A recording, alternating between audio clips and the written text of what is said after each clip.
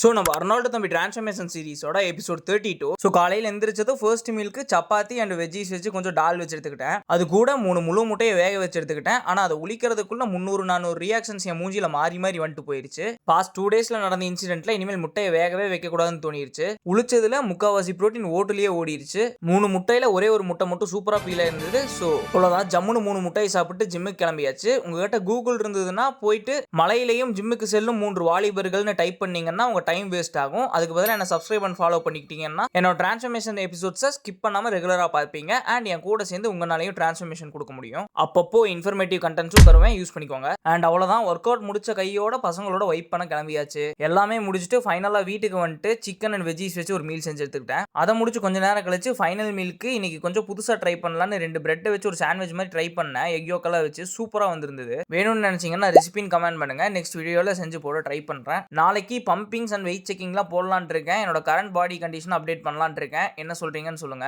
And அவ்வளோதான், cup மாதிரி subscribe ரொம்ப முக்கியம். ஸோ ஃபாலோ பண்ணிருங்க மறக்காம. அப்புறம் என்ன, கன்சிஸ்டண்டா இருங்க. நாளைக்கு பார்ப்போம்.